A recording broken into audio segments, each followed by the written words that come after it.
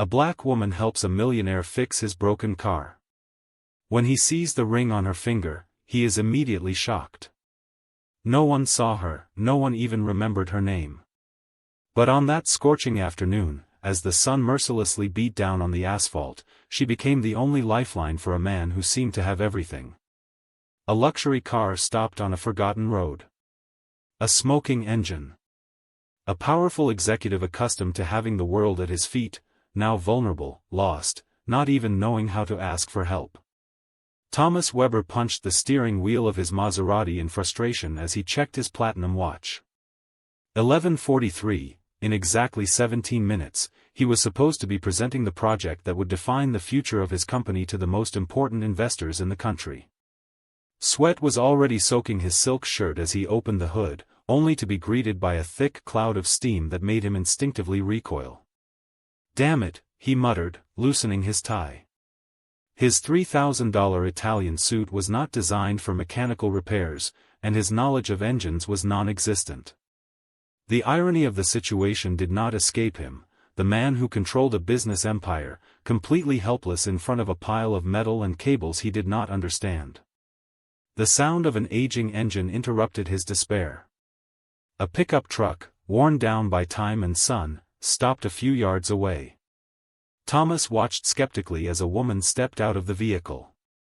She wore grease-stained jeans, a plaid shirt with the sleeves rolled up to her elbows, and her curly hair was pulled back into a practical bun.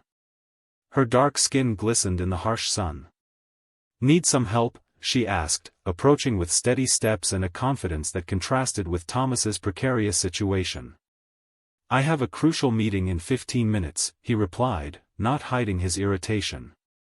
"My assistant should be sending help, but there's no decent signal in this damn place."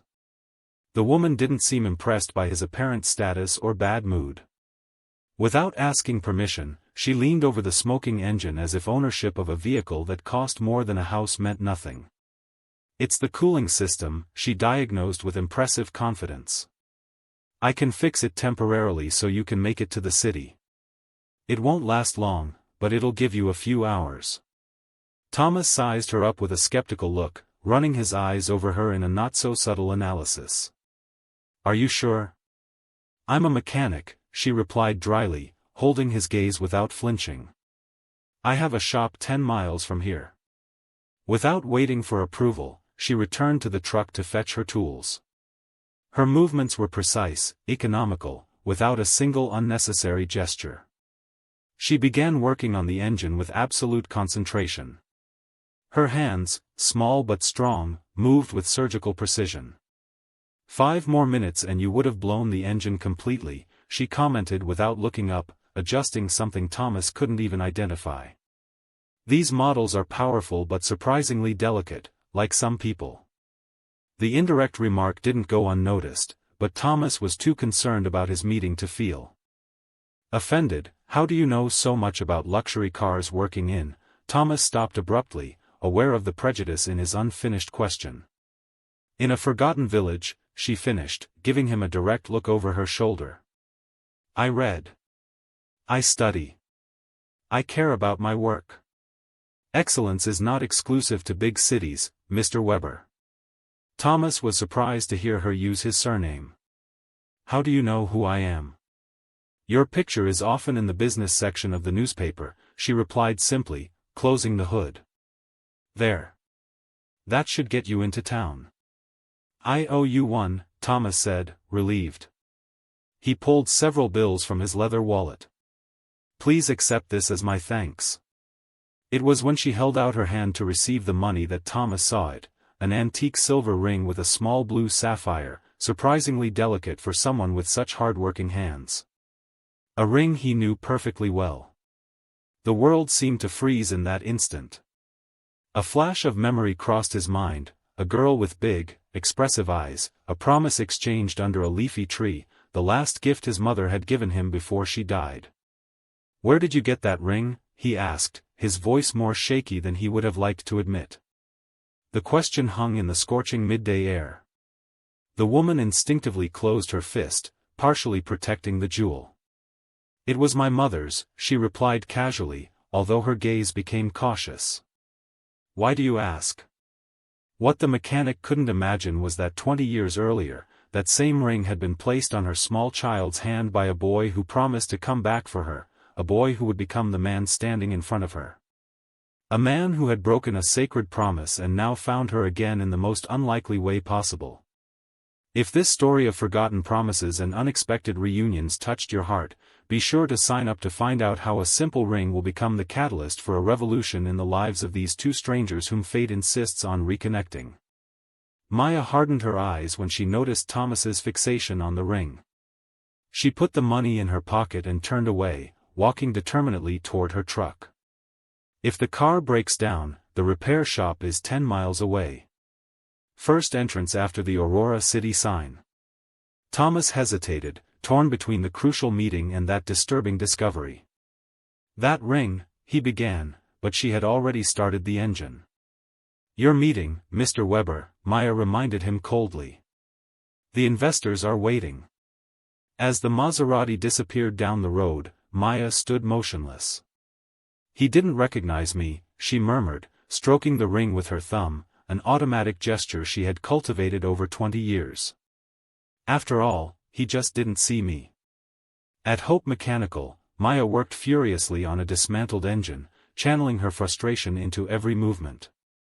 You're going to destroy that carburetor, observed Xavier, her uncle, approaching cautiously. Tall and gray-haired at the temples, he was the only one who knew her complete story. He showed up, Uncle X. With a broken-down car. Like some cruel twist of fate. Xavier froze. Thomas Weber. The boy who promised to return. The man who forgot, Maya corrected, drying her hands on a rag. Looked at me and saw only an anonymous mechanic. He recognized the ring but not the girl who had kept it for 2 decades. That night, Maya opened a wooden box stored under her bed. Inside, carefully organized, were newspaper clippings tracing Thomas Weber's rise. His face appeared in articles about innovation, corporate philanthropy, and his recent engagement to Elise Harrington, heiress to a fashion industry fortune. Tomorrow he won't even remember the ring, she murmured to the empty room. Maya was wrong. The next morning, an inconspicuous sedan pulled up outside the workshop. Thomas emerged, this time without his expensive suit, as if trying to go unnoticed.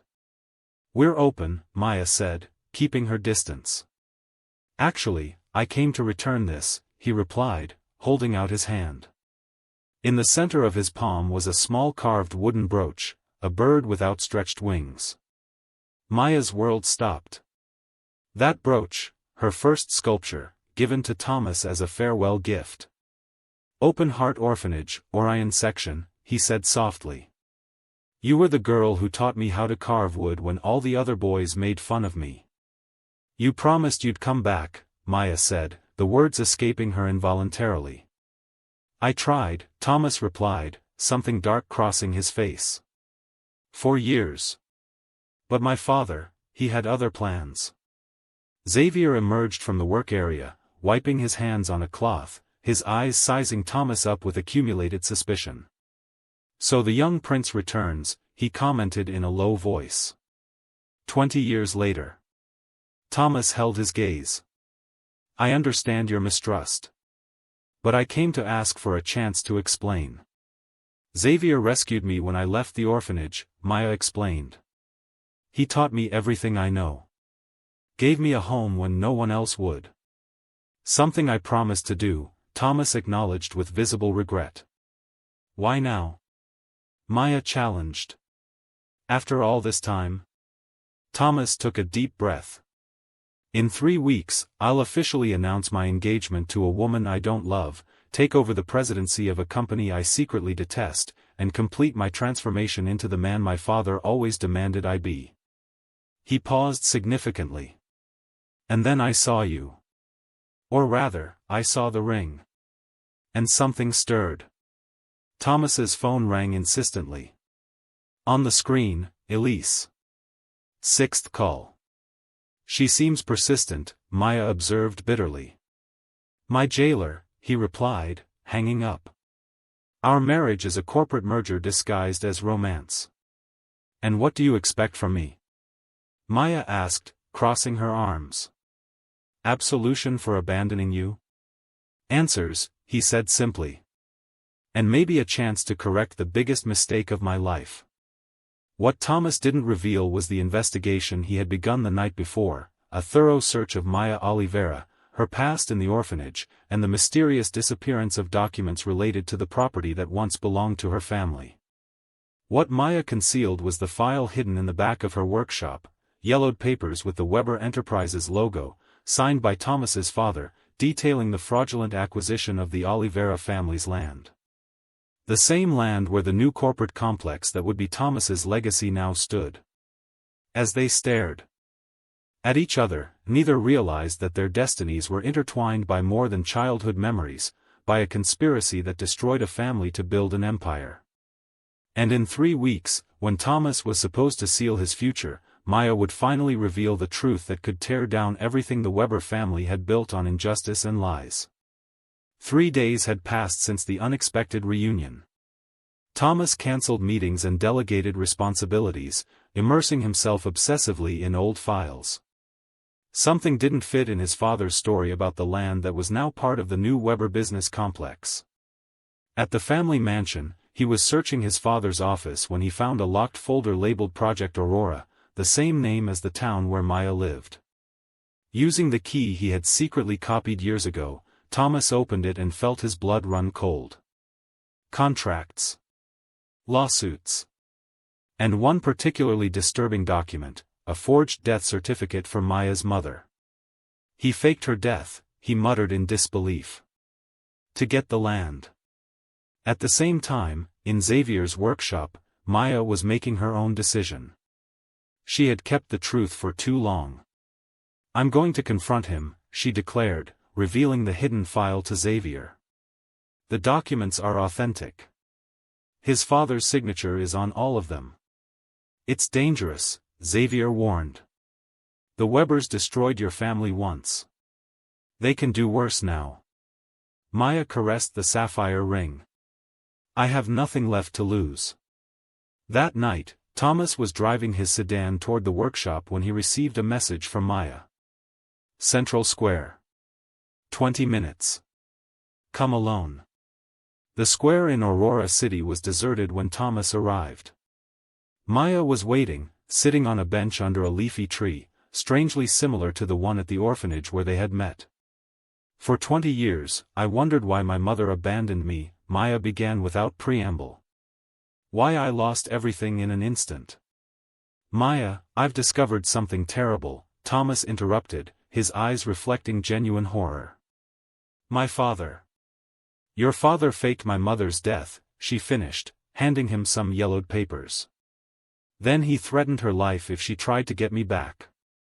All so he could take our land with the largest reserve of fresh water in the region. Thomas paled as he examined the documents. The signature was unmistakable, the same one he had seen minutes earlier in his own discovery. How did you get these? He asked, his voice trembling. My mother left them with Xavier before she disappeared. He waited until I was old enough to understand. Maya pulled out an old photograph. This is my mother, Amelia Oliveira. She didn't abandon me. She was forced to disappear. The photo showed a woman with a gentle face, wearing the same sapphire ring.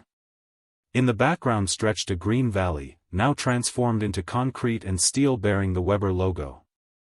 Tomorrow, I'm going to make everything public, Maya announced. At the groundbreaking ceremony for the new complex. Thomas stared at her, stunned. There will be hundreds of reporters. Investors. Politicians. Exactly, Maya confirmed.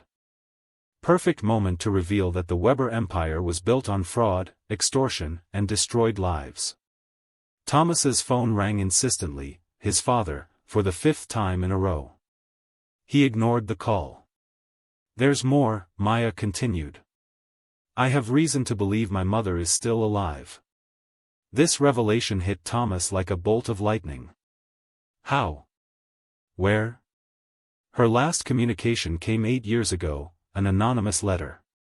But the handwriting was hers. Maya hesitated. From a psychiatric clinic in New Hope. Thomas took a deep breath, making a decision that would change everything. "Don't wait until tomorrow," he said, his eyes meeting hers with new determination. "Let's go now." "Where to?" "The inauguration. My father moved the event up to tonight, fearing leaks about the project. No one knows except the inner circle." In the limousine on the way to the complex, Thomas explained his plan. "I have full access to the security system and the stage. I can put you in position at the exact moment to confront him publicly." What Thomas didn't say was that he had also discovered the exact location of Maya's mother, not in a clinic, but on a private Weber property, held as collateral for Ernesto's silence. The event was lavish. The business and political elite admired the imposing complex built on what had once been the Oliveira family home. Ernesto Weber, impeccable in his suit, smiled for the cameras, his authority unquestionable. "Thomas, finally," he exclaimed when he saw his son. His eyes hardened when he noticed Maya beside him. "What is she doing here?" "A special guest, father," Thomas replied coldly. "Someone with a fascinating story about the origins of this land." Ernesto paled. "My office." "Now." In his luxurious office overlooking the devastated valley, the Weber patriarch stared at Maya with contempt. "How much?" he asked dryly. "What's your price for disappearing like your mother should have done?" "My mother," Maya replied, her voice steady despite the emotions swirling in her chest, "I want to know where she is." Ernesto laughed, a humorless sound. "After all these years, she probably doesn't even remember you." "She's alive, then," Thomas concluded, discreetly recording the conversation on his cell phone. "You've kept her prisoner for 20 years. Prisoner?" Ernesto dismissed the word with disdain. "I gave her a life of luxury in exchange for a piece of worthless land. It was a deal." "A deal made under threat is no deal," a new voice interjected. At the door stood Xavier, accompanied by an older woman whose eyes, identical to Maya's, overflowed with decades of contained pain. "Mother," Maya whispered, her voice breaking. Amelia Oliveira advanced slowly, her eyes fixed on the daughter she hadn't seen since she was a child. "Maya," she said simply, her voice choked with emotion. Behind them in the hallway, Elise watched the scene with clinical interest, her cell phone recording every word exchanged. The reunion between mother and daughter was about to expose not only the fraud behind the origins of the Weber empire, but also reveal how excessive ambition had destroyed lives and torn families apart. A truth that not even all the money in the world could hide anymore. And while Ernesto Weber watched his empire of lies crumble before his eyes, an even more devastating truth remained hidden. Thomas was not his biological son, but an orphan adopted to replace the baby his wife had lost, a final twist that, when revealed, would complete the cycle of justice begun by a determined mechanic with a sapphire ring on her finger. Ernesto Weber's living room vibrated with tension as mother and daughter looked at each other for the first time in 20 years. The Weber patriarch, always controlling, seemed to have completely lost his grip on the situation. "Impossible," he muttered, taking a few steps back. "You were under constant surveillance. Your money buys silence, Ernesto, but not true loyalty," Amelia replied, her voice strengthened by decades of pent-up pain. "Some guards have families. They have hearts." Maya, trembling, slowly approached her mother. 20 years of forced abandonment, 20 years of unanswered questions. When they embraced, there were no words, only tears that spoke louder than any speech. Thomas watched the scene, a storm of emotions crossing his face. "Why, father?" he finally asked. "Why destroy a family for a piece of land?" "That land was never just a piece of land," Ernesto replied, regaining some of his composure. "It's the largest reserve of drinking water in the region. It's worth billions. The future of this company. And that justifies destroying lives?" Thomas asked, his voice heavy with contempt. How do you justify that to yourself? A dangerous gleam crossed Ernesto's eyes. The same way I justified adopting an orphan to replace the son I lost. The silence that followed was absolute. Thomas staggered, as if he had been struck. What? He whispered, the color draining from his face. You think it's a coincidence that you spent 6 months in that orphanage? Ernesto laughed bitterly. Your mother died in childbirth, along with our real son. You were just a convenient replacement. A baby with no problematic medical history. No family to interfere. The revelation hit Thomas like an avalanche. His entire life, his entire identity, had been built on a lie. He wasn't a Weber by blood. He was an orphan, whose records had been manipulated, just like Maya's. He's lying, said Elise, finally entering the room. In her hands was an old file. This explains why I always felt there was something wrong with our corporate merger. What have you done? Ernesto asked, turning pale at the sight of the file. Proper research before a business marriage, she replied coldly. Including his complete history of fraudulent adoptions. You didn't just adopt Thomas, there were others. Xavier approached Thomas, placing a steady hand on his shoulder. This means that you and Maya, you're not just childhood friends, Elise finished. You're half-siblings. Same mother. Documents forged to hide the connection. Maya and Thomas looked at each other, the truth reflected in their identical eyes. Same shade. Same shape. How had no one noticed before? That's why the ring meant so much to both of you, Amelia murmured. It was our family heirloom. I gave it to Thomas before Ernesto took him away, making him believe it was a gift from the mother he never knew. At that moment, police sirens sounded in the distance, rapidly approaching. This ends now, announced Thomas, his voice firm with newfound determination. All the lies. All the manipulation. The following week, newspapers exploded with headlines about the scandal. Ernesto Weber, respected magnate, arrested for fraud, kidnapping, and document forgery. The Weber empire, built on crime and the separation of families, collapsed as investigations uncovered decades of corruption. Thomas, discovering his true identity as Amelia Oliveira's son, renounced the Weber name and reclaimed his real surname. The land was legally returned to the Oliveira family, and the corporate project was transformed into an environmental reserve with a community center, benefiting hundreds of local families. 6 months later, in the small Esperanca Mechanica workshop, now expanded and modernized, Maya adjusted a car engine while Thomas reviewed documents for the newly created Oliveira Foundation for Abandoned Children. Is it still strange, she asked, wiping grease from her hands. To find out your whole life was built on a lie? Thomas smiled, a genuine smile he had rarely shown in his former life. Strange, yes. But also liberating. He touched the small bird brooch he now wore as a pendant. We lost 20 years. But we regained our truth. Our family. Amelia entered the workshop carrying lemonade, her eyes, once marked by sorrow, now shining with the light of someone who had finally found justice. The ring, she said, noticing that Maya still wore it. It always kept us connected, even when we didn't know it. Sometimes, the most elaborate lies are undone by the simplest of ties. A ring passed from mother to son, then to a sister who didn't even know she existed. And sometimes, empires built on injustice crumble not under the weight of guilt, but beneath the unshakable force of truth, resurfacing when least expected. If this story about family ties buried under decades of lies touched your heart, don't forget to subscribe to the channel for more stories that reveal how truth, however painful, has the power to heal wounds once thought permanent, and reconnect lives torn apart by greed and power.